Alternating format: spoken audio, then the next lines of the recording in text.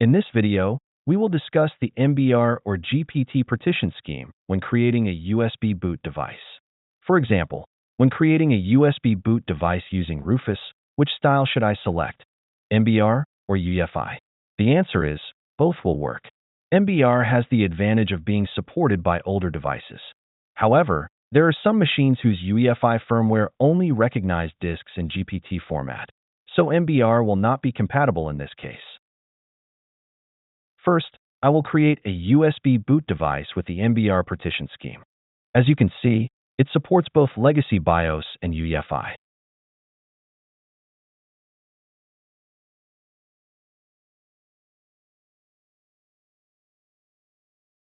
For instance, I will use the newly created Bootable USB to install Windows on both legacy BIOS and UEFI systems.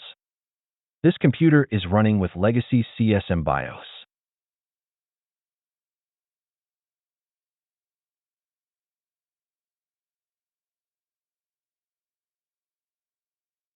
As you can see, the USB boot device works as expected. Now, I will disable CSM support and enable UEFI only.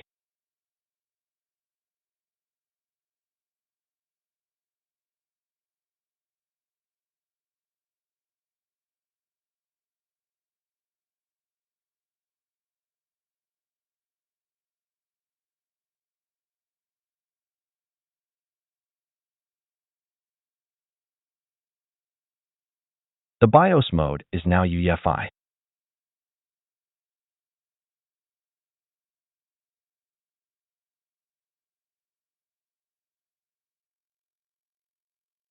And the USB still works as usual.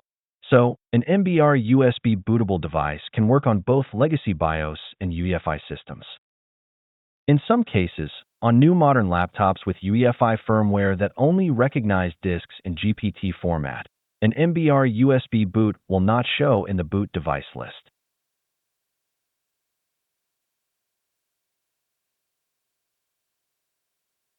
When using a GPT bootable USB, it will show up in the list of boot devices.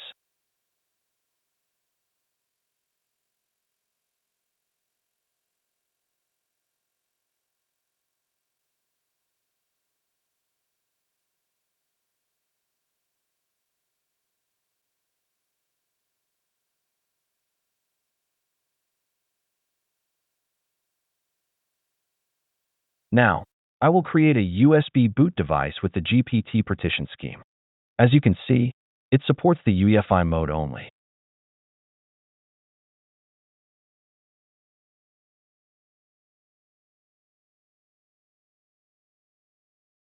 In the legacy BIOS mode,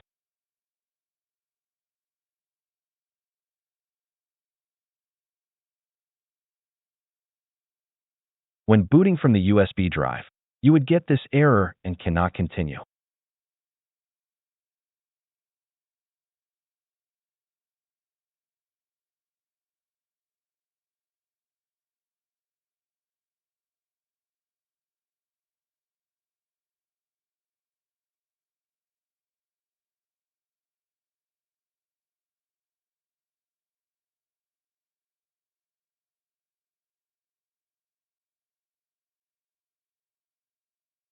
In the UEFI boot mode, we can install Windows from the GPT bootable USB drive as usual.